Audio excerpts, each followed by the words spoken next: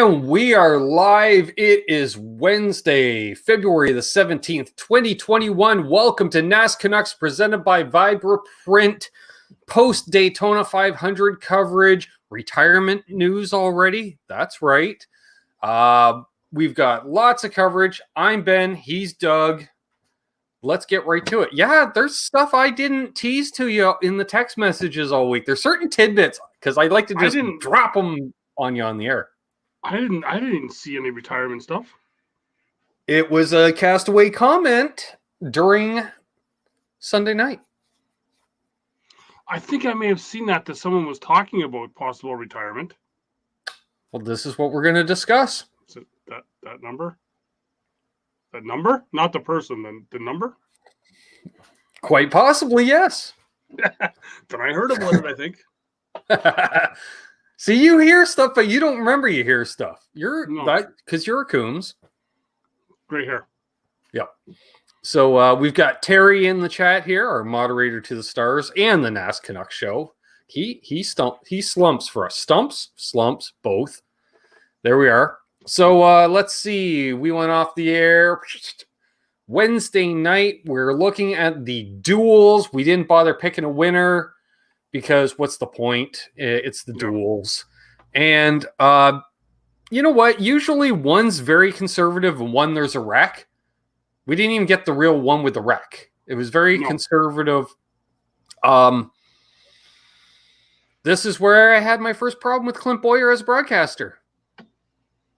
Well, look at there's Austin Cindric. You know, he got in based on time. Not once. And let's interview after the duels Austin Cindric getting in and blah, blah, blah. And he's like, oh, yeah, we're awesome and this and that. Really? Because Ryan Preece, first of all, qualified in on speed. And he went, you know what? Let's get rid of the time. Let's throw it the door because I'll just drive my way in. And he did. Yeah. Because he knocked out Ty Dillon, which then I saw the talking heads. So, did Ty Dillon get screwed? No. Well, no. Well, see, a lot of people thought that it didn't matter where Priest finished because he was already in on time. Right. But no, he could still race his way in. Mm-hmm. Because if you go in on time, you're essentially starting at the back of the pack. No, I think if you went in on time, you got where you finished. No, you get where you finish where you finish. If you get in to the show, you finish where you finish. Then you fall back on times. Because think about traditionally when qualifying. I got messed up there. Yeah. Okay. Yeah. That fortunately, NASCAR is kind of consistent. That similar to like if qualifying's rained out, you go back to happy hour practice. Type thing. Or the Matrix, which we'll talk about in a little bit. Well, there's that too. We got into a bit of that because we saw. Okay, so duels, whatever. The only thing really to note was Alex Bowman possibly had engine problems, but it turns out it was a gremlin or something. It was fine. He finished where he was supposed to finish. Exactly. On Sunday. Yep. So moving on into Friday, we had the trucks out there, and I'm drawing a blank as to really what happened in the truck race. You were correct on what you did predict. Oh, that's right. That's right. We have video of that, in fact. Because I forgot to upload said video, but do I still have it here? There we go. All right. Let's make this full size. Get rid of the mute. And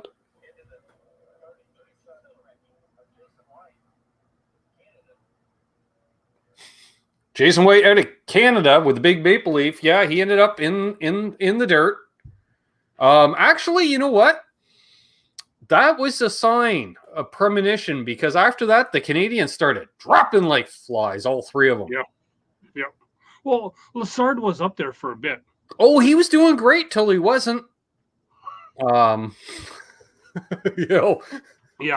You know what I'm talking about. Yeah. So, and then Stuart Friesen, he was right in there until, nope. He wasn't. He had it ripped out of his hands, No,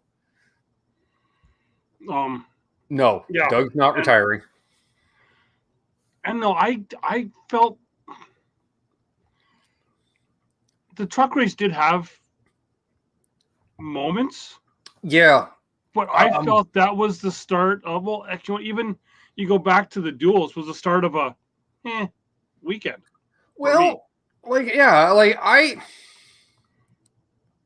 was okay.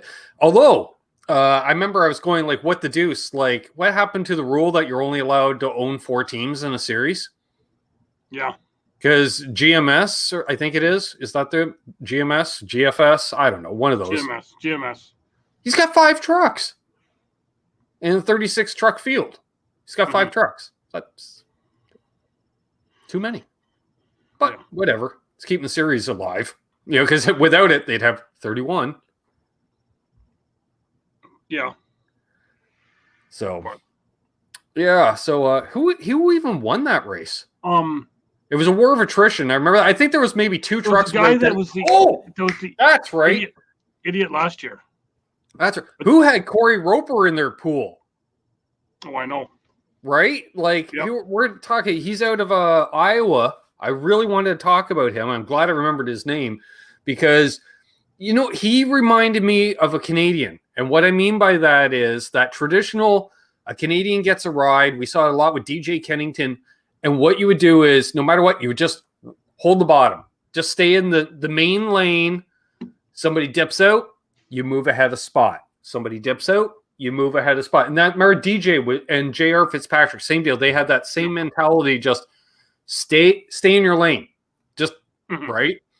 And Roper was doing that, and they said, it sounds like he's an owner driver, mid-40s, so he's like our age, out of Iowa. So, it's we'll call it a mom and pop operation, an independent, if you will. And all of a sudden, we're going down the backstretch on the last lap, and he's leading the dang race. Yeah. And he tried, and he could, he could have taken some people out if he wanted to. But he ended up 3rd place, and that 3rd place is, at Daytona with it, whatever the purse is, he got paid for what, they're putting into it. So really happy to see that. I think his name was Corey Roper. I think. Yeah, great to see. And then you said somebody we don't like won it? Well, yeah, a guy that was the idiot at the end of last year. That was really kind of in. He was in the mix for the win. Rhodes. Yeah, he turned into Johnny Sauter. Oh, he's teammates, is he not? Where he was just hitting everything, wrecking everything. Yep. Yeah, that's true. And how about because Ben Rhodes won.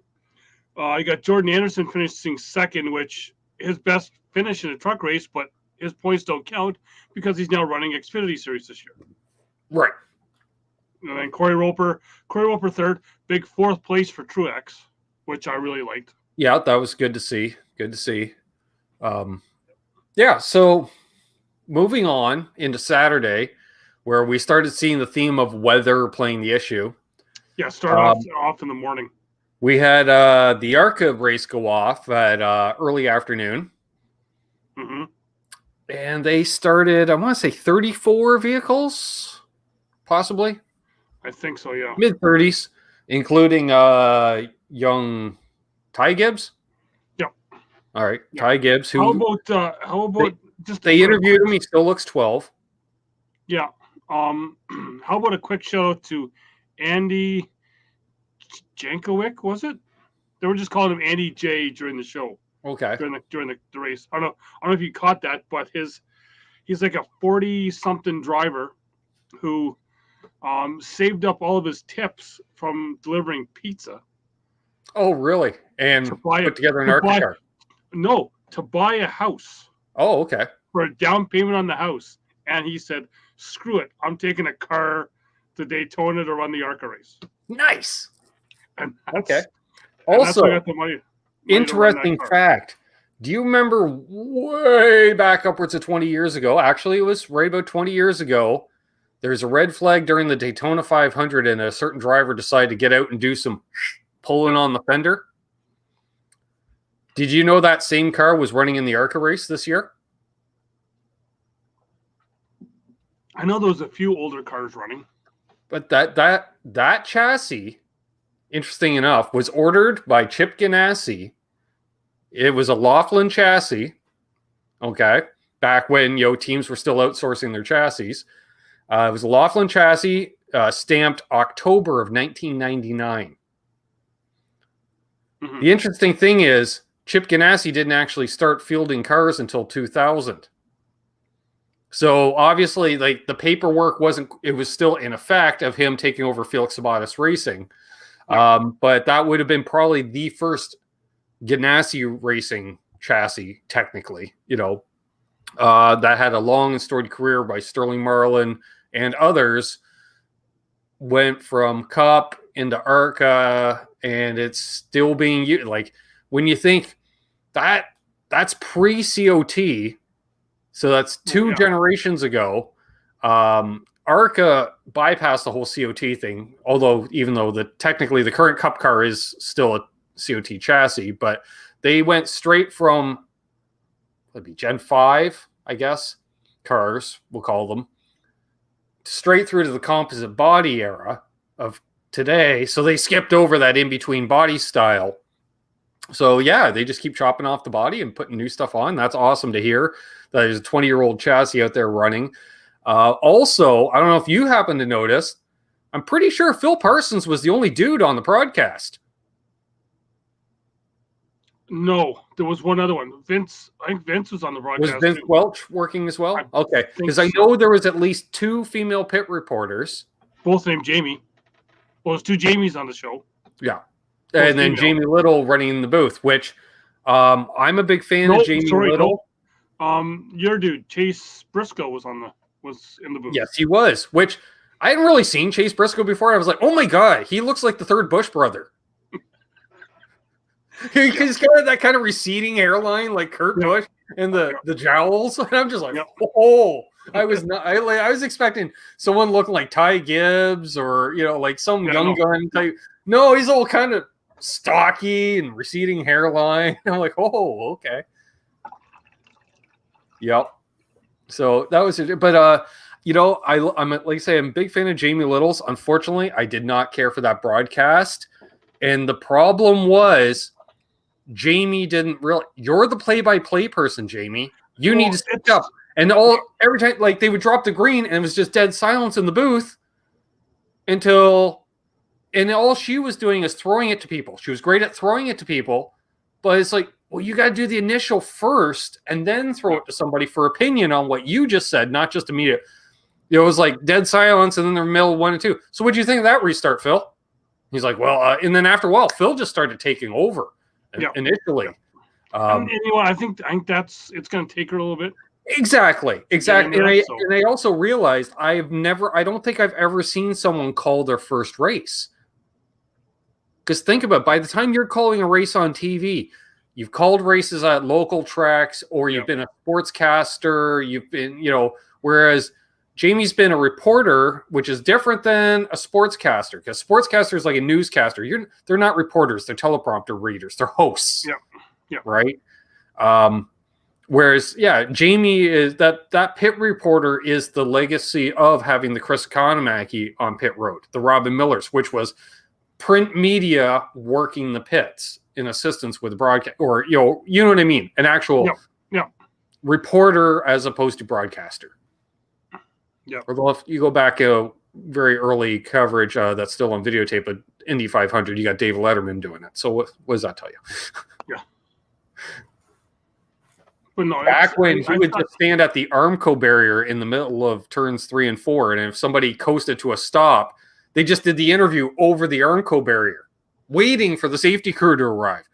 That's right. You do an interview. Media arrives before. Yeah. So, but overall, good ARCA race. You know what? We don't care what gender you are racing a car, right? I just don't like the over media hype if it's a female driver who doesn't necessarily have the resume to back it up.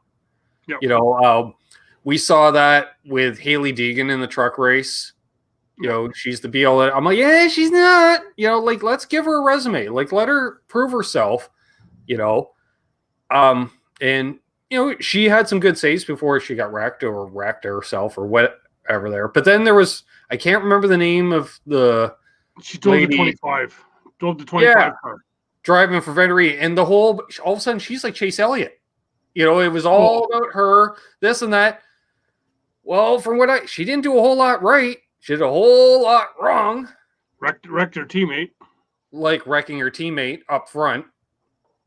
So, yeah, I'm like, whoop, that's not going to age well. That's good. Yeah.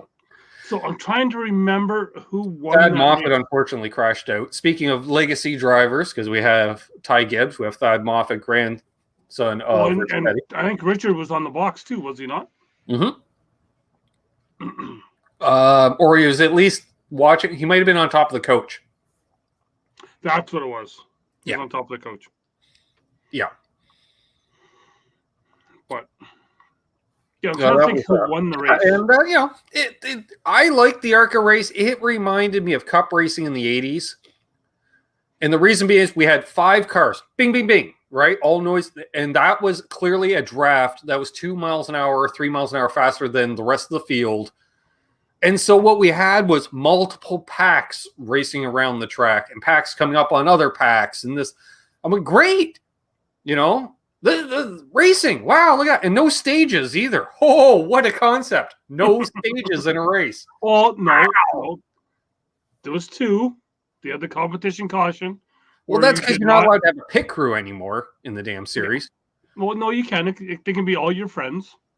Bring your friends to the track. That's what I'm saying. Well, it's to encourage. It's encouraged not to have professionals, is what it is. Yeah. It's encouraging the amateurism of it, as opposed to we're clearly no longer a rival to NASCAR. Well, they're owned by NASCAR, right? Well, exactly. Yeah, but they kind of gave the illusion, Yeah, I know. So. Yeah. So that brings us into. I don't even remember who won the ARCA race. Well, I'm trying to think of who won the race, because I know it was Venturini teammates that were 1-2.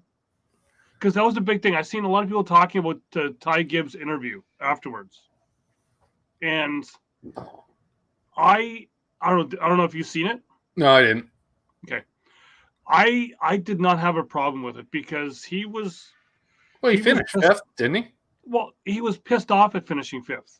Oh. Well, right? Yeah, and an entire little kid getting all pissed off because he finished 5th. You know what?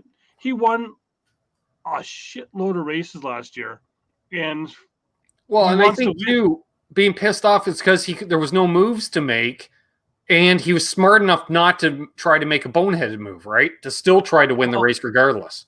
He'd also made a couple comments that I'm not sure if it was last year or early in the race. He was penalized for locking bumpers with somebody. Right. Maybe even happened last year, or was it early in the race? I can't remember. It was this race because he didn't qualify to run it last year. So he qualify. I don't mean by speed. I mean by like age, maturity, size. Yeah. So he was penalized for that, and then at the end there, the 2 Venturini cars up front. I wish I could remember their names, but they locked bumpers. Right. For a good portion of that last lap. We noticed that, yep. Right?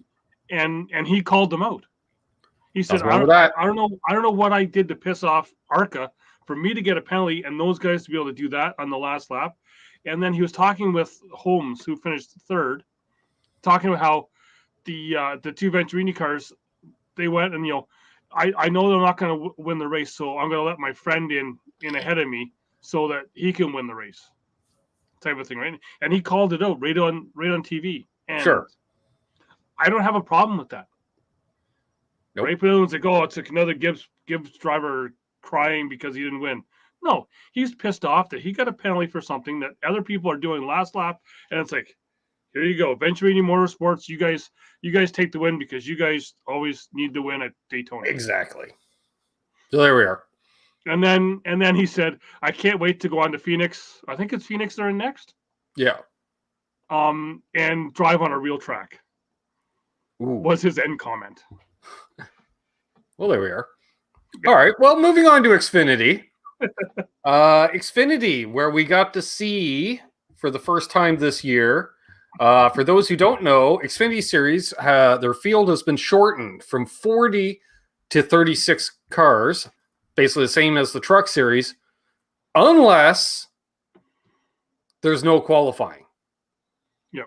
And I notice how I say unless there's no qualifying, not saying unless it's rained out, because there are certain races on schedule where they don't even get to qualify. They should let 4 cars then show up on So what they Saturday do morning. is, if you are a starting parker, look down the schedule and enter every race that doesn't have qualifying. Why? Because they're starting 40 cars in those races. Yep. So there we are. So, which they did, because qualifying was rained out earlier in the day. And so we started 40 cars. Let me think. Was there any drama prior to the race? No, not really. Not really. Golden Boy got on the pole. Golden Boy was on the pole. And they made a real big deal about Penske never winning a race, having won a Daytona Xfinity race. Right. No, they won it last year. Penske had never won an Xfinity race at Daytona. I thought this was Cindric's second win in a row there, or something stupid like that. I'm not sure, no. I thought he won back-to-back. But anyways, yeah, he ended up winning the race because, that's basically it. Spoiler. Another one of those races where, you know what? Kind of a throwback. There was about 3 cars that finished the race without a dent. Yep. They made a point of trying to write them all off right at the end there. How about in the booth? What do you think of the booth? Having Tony Stewart in the booth. I like it. I understand the self-isolation. They didn't explain it, but it's obvious because Tony's been out dirt tracking. He ain't hanging out in the NASCAR bubble, folks. No. That's why he was in the other room. Yeah. Speaking of which, if you're going to give the illusion of social distancing and taking medical procedures, let's not use these half urinal dividers that we got from the cheap bar. Well, they're not. Well, we talked about that last week. Yeah, but the worst was during the truck race. They don't even come to Michael Waltrip's armpits. Yeah. And I'm looking, and everybody's standing arm's length away. And technically, for social distancing, should be each of us, like if we bump fists, that's how far apart we can be, right? Well, unless you have the dividers. Right. Then you can be closer. I come up to the armpits. Yeah. Because these guys, they could all punch each other in the shoulder. They were arm's length at best.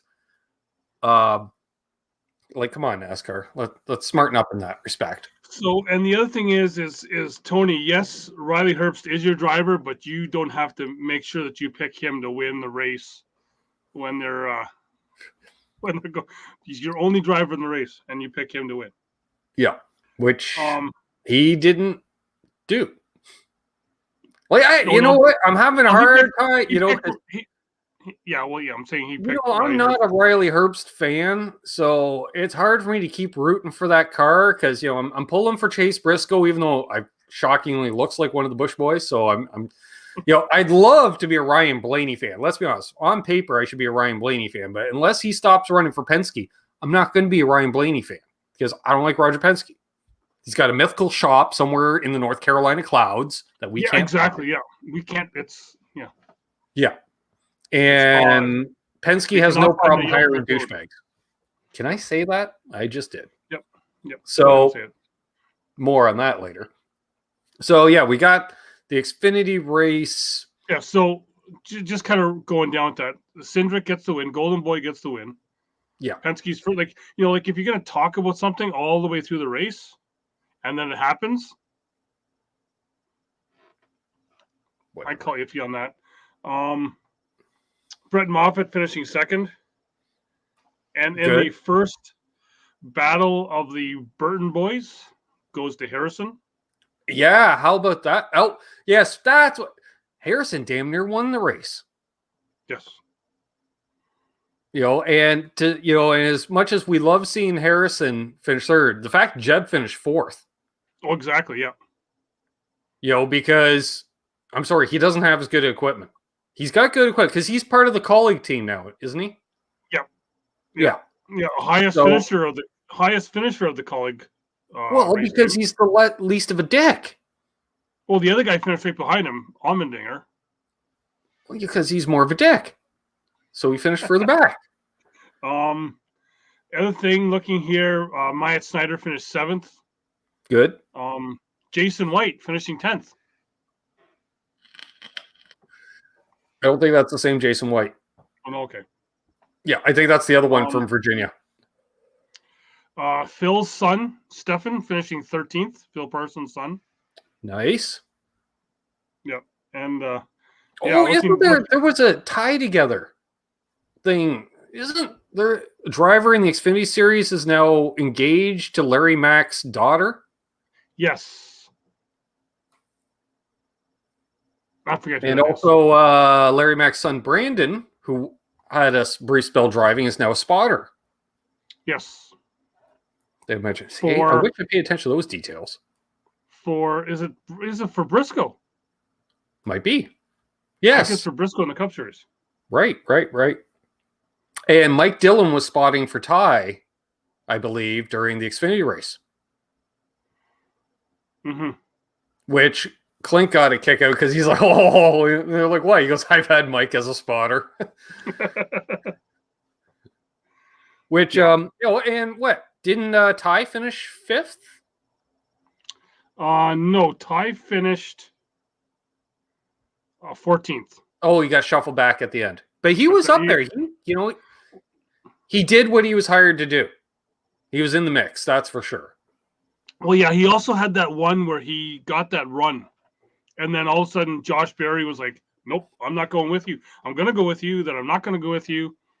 Ty almost had Daniel Hemrick cleared and then just clipped that front nose and then all broke loose. Right. So, I'm getting, to be a bit more of a Ty Dillon fan the more that I see him run, because it's just so much more on his own. Like, you've brought it up before. He's trying to be more of his own man, but I'm sorry, when Germain Racing's right across the road from RCR, like you're still carpooling with your family as far as I'm concerned, Oh yeah, for sure. For sure. And, and I'm just throwing out the window having his dad spot for him because that's different. That's a one-off. That's whatever it is, oh yeah. As opposed to, seeing the interview with Austin, Austin, of course, has to have the neck gaiter to try to look like he's a freaking outlaw, Mr. Big Man. I'm like, you really, even Chase Elliott could kick your tail. Like, he's trying to be Mr. Intimidator tough guy. I will get into that a little later on. A little later on, I got something about that. Yeah. I'm like, oh my God, you're so trying to be someone you're not. You're trying to fill shoes you can't fill. Yeah. It's like, yeah. He's let it go to his head. It's like walking in a bar. I drive number 3 Chevrolet, right? Sure. Whatever. Again, I will get onto that in a little bit. I have another piece of that there. So any other notes from the Xfinity Series? I can't really think of anything. I can't. Tony Stewart wears reading glasses. Yes, he does. Yeah. Which we didn't see, but Clint made a point of mentioning. I had seen some pictures. There was some pictures subsurfaced online of Tony. Well, yeah, because you know what it is. They were down here. They were down here on Tony. They were that's what I was going to say. Is, you know what it was? Yeah, because he can't see what's going on out there, so he's got to look over or under. And you know what it was? Because they only have the glass divider to divide the rooms. Those photos are probably courtesy of Clint going, click, click. No, because Tony was to the right of them, right, in the booth, and the pictures were like looking onto Tony's right side. Okay, fair enough. All right, so moving on to Sunday, to the Snooze Fest on Sunday. Yeah. Well, and we've seen a bit of it on Saturday. The only time you ever get to rest during a restriction plate race is when the leader decides to pull the Dale Jr. line and run around the high side. Single file. Yeah. Which, I didn't hear anybody dispute it when Clint brought it up. Even Jeff Gordon's like, oh, yeah, you're right. Shut up, Jeff. I thought the first laps were okay. It was then that other wreck, which I'm trying to think who caused it. Can't remember. It was a long time ago. I The know Martin lap was 5 involved. wreck? Pardon? Yeah. Oh. It was when I know Martin was in it. And then that's when a bunch of cars were still able to still run, but were caught laps down because they were all stuck in the mud. Right. And then the rain happened. And the rain happened. And then as they're trying to get them out, lightning strike. And now it's like a red flag. And everyone's. So then we have a 3-hour delay. And then I was just. That was 6 hours. Or 6 hours, sorry. 3. Jeez, 6-hour delay. I had a good long race nap. Yeah. And then I was getting flashbacks to the All-Star race. The one year when they decide, oh, you guys all wrecked? Well, just pull out your backups. That's fine. We didn't quite see that, but we had 15 plus laps of caution. Well, sorry. Yes, because, and more than that, because the race was red flagged on lap 15, and we had already had a few caution laps there. And then they didn't restart until lap 30. Yep. And to do a parade lap around Daytona, you're looking at roughly 2.5, 3 minutes. So there's like, it's okay, guys. Here's an extra 15 minutes to work on your cars. Don't worry if your lap's down, because we got lucky dogs and other stupid chicanery to make our series seem more competitive. I can go back to a text I sent you saying, while you're doing your other show, saying they're going to go green about 9:30 while I was looking at the radar. And then they went green at 9:30. Yeah. Yeah, so I was not impressed with that whole situation. Like, even if they said they're continuing to dry the track, because that used to be a thing they would do back in the day. I remember watching races that would start under caution due to earlier in the day rains. You know, like if it was, let's say it was a delayed start, they would just, okay, we're going back under caution, but it's to help dry the track as much as anything else. Fine, whatever. That vortex thing. Well, you know, Clint did bring it up. You know, he's like, disprove it, science, but I'm still with DW. I think it works because it's a bunch of hot air coming out. And they, no, but there was, once they did go back, it was, to me, it was just a bunch of follow the leader. Yeah. For me, it was kind of it was the timidness. I was shocked how few Toyotas there are in the field. Gibbs. That's it. Gibbs plus the 2311, which whatever. Satellite, whatever. Gaunt Brothers is Toyota as well. Yeah, but even then, I don't. Yeah, well, let's say even if they are full time, which I don't think they are. That's only 6. Yep. Out of 41, right? Well, 40, we'll say, because Cindric's not full time. Pull him out, put in the 96. But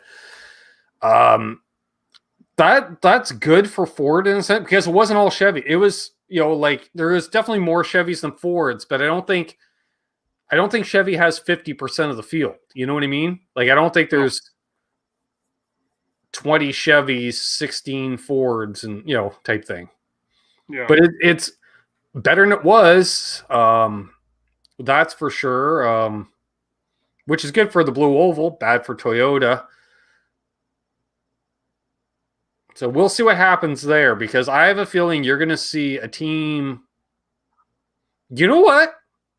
I'm just going to throw it out. Front Row Motorsports is going to be approached by Toyota. Good. I see 18 Chevrolets in the field. Yeah, so there's a lot of Fords. Yep. So there we are. Yeah. So, again, we got the stupid stage stuff, and the last stage is only 5 laps longer than the other stages. So it's basically 3-stage race, which is just dumb. Manufactured, bunch of ups. You know how I feel about that. And the fact that every manufacturer is so steadfast in the mud. Hey, we're pitting on our own. Really? I would have liked to see a couple, especially a Toyota driver that says, "Screw this, I'm pitting with the Chevys." I'm gonna go to the last stage as I'm pouring another drink here. Yep. If you can hear that, I'm not going pee in the thing here. No, it's I think that last pit stop myself. The last pit stop, I think the Toyotas made a mistake. I think they should have come with the Fords. Yeah. When those first or not bothered to get tires. No, I think they should have came with the Fords. Yeah. Because they had the chance to do it. They could have went down. There was open track below them. But yeah, but was it the Fords that did that move where all of a sudden the last second they're like, even though they're running up high, they're like, nope, we're pitting. Boom. It was kind of just coming out of 4. Yeah. Very last minute. And the 3 guys were right there. They could have went down, but yeah. So then it got down to they decided to start racing at the end of the race. And well, first of all, these graphics that they're doing for the drivers to make them look like superheroes, the whole comic book thing, were dumb. Yeah. And the filters they were using throughout the weekend were okay. First of all, they made every female driver look like a supermodel with all the highlights in the hair, or actually a superhero too, in that respect. I felt sorry for, there was a driver of a certain minority. I can't remember who it was. It wasn't Bubba Wallace. But they flashed up his picture, and all I saw was teeth. Mm-hmm. The contrast was up a little too high. And I don't mean that in any kind of derogatory way other than I think whoever made that graphic might have had some issues. Yeah. Because I'm like, is that buckwheat? Like, seriously. No. So that wasn't cool. But so we come down to the end. And I thought it was summed up best by Brad Keselowski. I had the move to win. I was doing the move to win the Daytona 500. I can't drive everybody's car. Yeah. He's getting hammered in the ass end by McDowell. Yep. And McDowell's somewhere where he has never been before. However, that was only because David Reagan was taken out of the race earlier. Because Front Row Motorsports always has a car in the hunt at the end. Yeah. Gilliland in the past, David Reagan, obviously. This time it's McDowell. Like, they have a good super speedway program. For them, a very good super speedway program. And their drivers, because they don't hire complete morons. Yeah, well, you get what you get from the money they spend, but they not complete morons. And somebody's usually kind of in the hunt. So definitely the move. They set it up. They're working together. 2 Fords doing their thing. And smiling Joey Logano says, "No, you can't do that. I'm a Penske driver. I can do what I want. I can block anybody I want. You have to stop because I'm awesome." I was able to check out the Dale Jr. download for a bit here just before we came on, and Dale was talking about that, and Mike, what's his name? Because that's with him all the time, right? Asked him if that was a bad block, what constitutes a bad block, and he said, if the line's coming up behind you and they're 10, 15 miles faster than you, unless you're 3 to 5 cars ahead of them, don't come down in front of them. That's a bad block because you're going to wreck. Yeah, because they're just going to drive over you. Yeah, it's the same as not letting off going into a corner at a short track. You're just going to dump the guy. Yeah, like you said, if they're coming up and if you're coming rear view mirror and they're less than 3 car lengths away from you, don't go down. Just you're going to get passed. Yeah. Just take it. Because he said, there was once a time at Talladega, I was in the lead. Jimmy Johnson was coming up with Brian Vickers behind him pushing. I knew I was going to get past. I moved to the middle where I wanted to run. I give them enough room to go low, and then Vickers just lost his mind. But yeah, right. We know he's lost his mind more ways than one right now. Yeah, exactly. So, yeah, because it's that ego of Joey Logano refused to allow even his teammate to win instead of him. I had to chuckle to myself as an aside because Brad's decided to give up wearing the ball caps because they always look too small on his head because his head keeps growing. But I swear, he looks like he drove all the way from Michigan with the whole family in the car. Like, he just looks haggard and tired. And, come to think of it, Doug, you know what it is? Because we see it, right? We see him aging. I bet you, if Grayson tunes in, he's seeing Bobby Allison. He's seeing Buddy Baker, who looked 50 to us because they were 50. But he's going to look at, Kevin Harvick, he's getting there too. He's got the Ray Evernham comb over thing happening pretty good. Yep. But he doesn't look as haggard as Keselowski. Yeah. So the other thing is I'd seen online is that people were complaining that Joey Logano was the only one in all of his interviews to congratulate McDowell on winning. Bullshit. Oh, I know. Now, I will say, because at one point there was a line I said to myself, didn't help, because Joey Logano said, congrats to Michael McDowell. He's become a friend at the track. He's helped me with things in life and not just racing, which right there reference to Michael's very devout Christianism. Yep. And I like that didn't help because yeah, Joey, you act very Christian, actually, and unfortunately the bad rep and that's why I'm using the air quotes, because you're a fake Christian. Yeah. You're the same ones we see in social media that call out others, but refuse to live by the same rules. Maybe that's where it's come from. I don't know, but yes, Michael McDowell does in fact win the Daytona 500 for his first career win for Front Row Motorsports. Mike Joy said, maybe we can stop showing the Texas qualifying crash now. Yeah. Still his best moment as far as I'm concerned. I good on him for getting it. I did love his dig. Hey, maybe NASCAR could fly my family over to help celebrate with me, which told me is we are on such a shoestring. I can't afford to have my family staying, in town here. Like, they have to stay at home. Well, but the thing is, though, once the season goes, he drives his own bus with his family in the bus. Right. That's what I'm saying. He's not signed to a $20 million a year contract or anything. But I think I've seen an interview with him.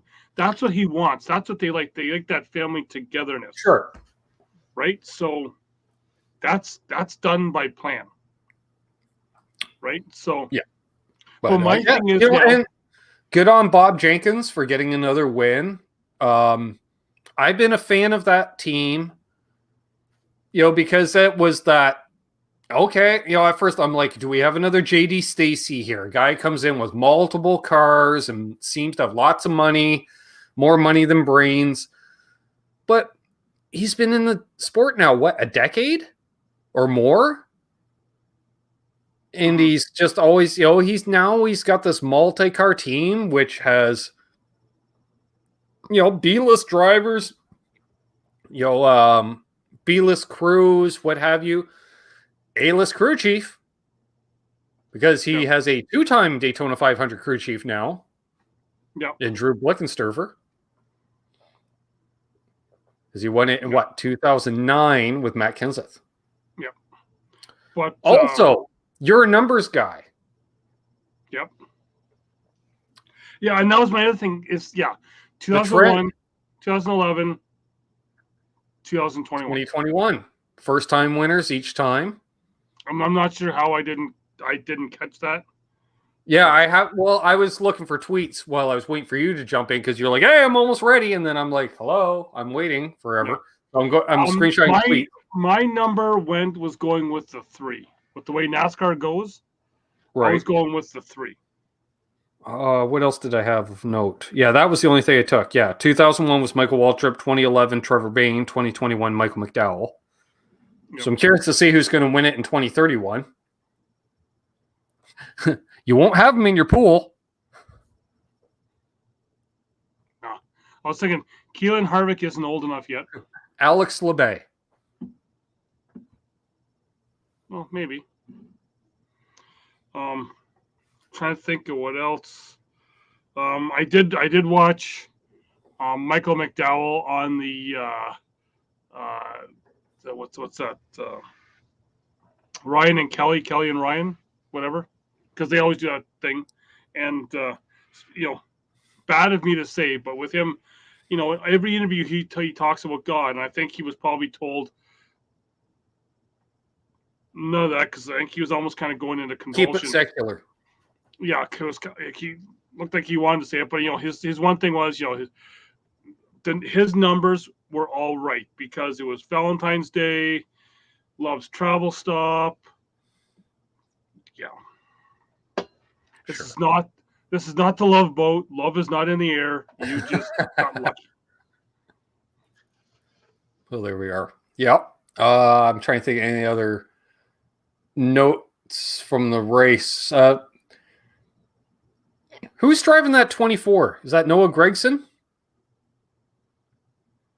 Let me look at the 24. Oh no, that's Byron. Byron, right? William Byron. He's continuing.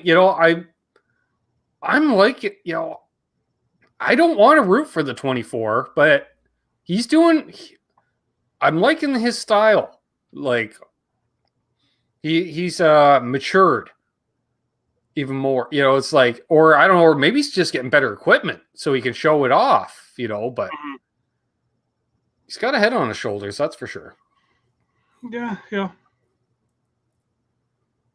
So looking forward to this week. We're still in Daytona. Yes. But we're going to turn left and we're going to turn right. Yeah, and this is where I have to switch. I have to put my NASCAR tinfoil hat on because they have their matrix that they have for their qualifying when there's no qualifying. Right. So I'm looking right here at the qualifying list, and I see everybody kind of in their qualifying spot that they finished last week through the top 10. I'm seeing Austin Dillon starting 3rd. I'm seeing Denny Hamlin starting 4th. I'm seeing Kevin Harvick 5th. And then you got Ryan Preece, Corey LaJoie, Kyle Larson, Ross Chastain, Bubba Wallace starting 10th. Michael McDowell will start 2nd.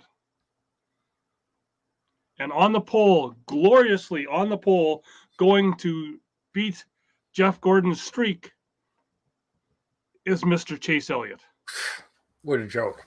The Matrix has come up and put the golden boy on the pole. Speaking of which, just thought we should mention Bubba Wallace. Even though he ended up lap down, hell of a race. Yep. He could run up front.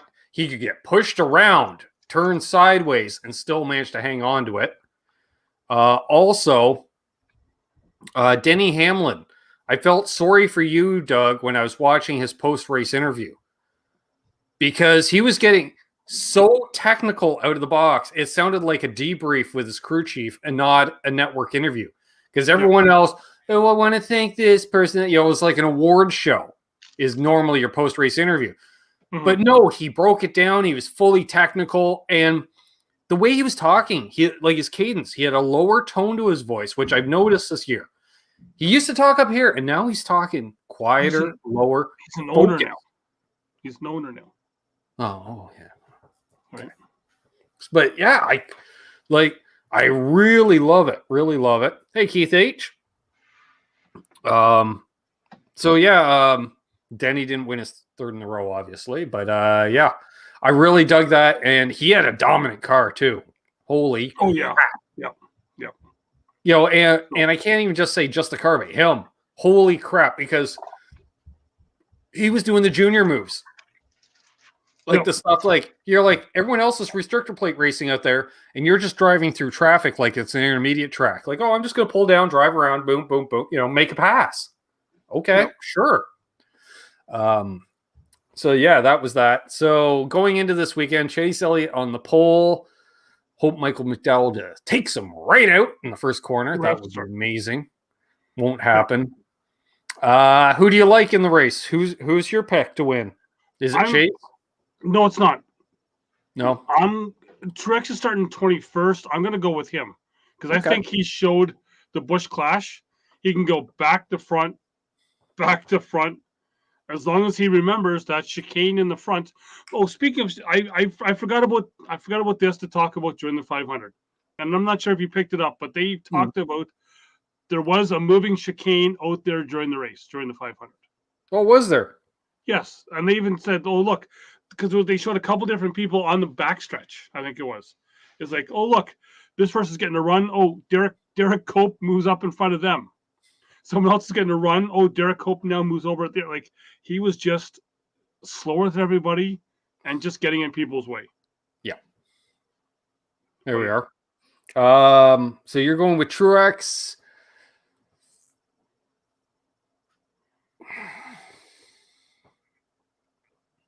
I'm thinking Denny Hamlin.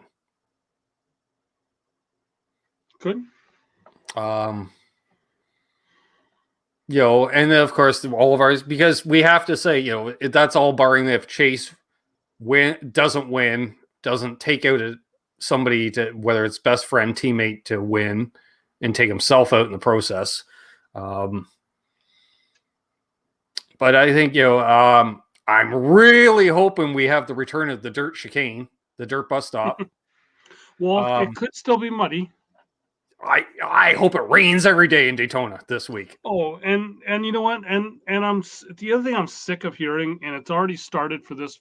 It already, like, as soon as the 500 stopped, it started up. Is that, oh, we got to get back to the noon start. Right. Well, we know what, like, you've heard about it for so long. Why are these idiots still talking about the noon starts after they've been told so many times why there's the later starts? Yeah. Right? But it's still like, oh, well, it doesn't matter. Okay, yeah, whatever. Yeah. You notice nobody complaining about noon starts, that's pro noon starts, lives outside of the Eastern time zone. No, I know. But then again, these are the same people that are unaware of any goings on outside of their country, let alone their time zone, let alone their town or their county. Yeah. That sucks, Keith. So I'm seeing that David Starr, just in some other news here, David Starr will be could run some Cup Series races for MBM Motorsports. Never heard of him. Oh, wait, I have. Yeah, I have heard of him. Xfinity racer.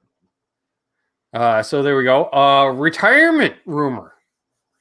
Yes, it kind of come out of nowhere. Yeah, so just during the race, they kind of let it drop, which I should preface. I heard about this Saturday night. Last week, I got to apologize for last week. I had stated that Kevin Harvick was the most senior driver in the circuit, but it was kind of all let drop at once. They said veteran in the field who was, because they had mentioned, it was during lap 3, because they did the tribute to Earnhardt during lap 3 at Daytona. Then they had mentioned how Kurt Busch in the field was, in fact, the only driver in Sunday's field that was in that race in 2001. And I went, oh, snap. So he's got at least one more start than Kevin Harvick. Yeah. So just by definition.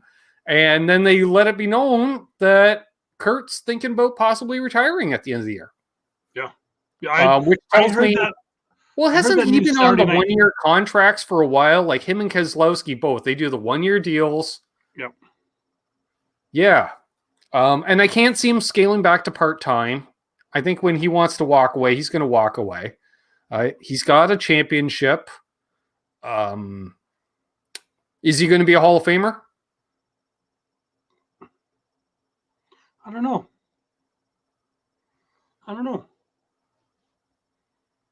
I think so.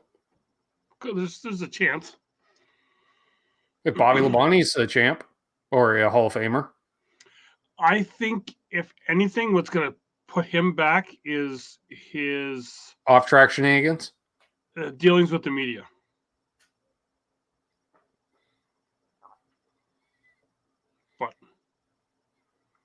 But if half your voters to vote you in think all media is fake news.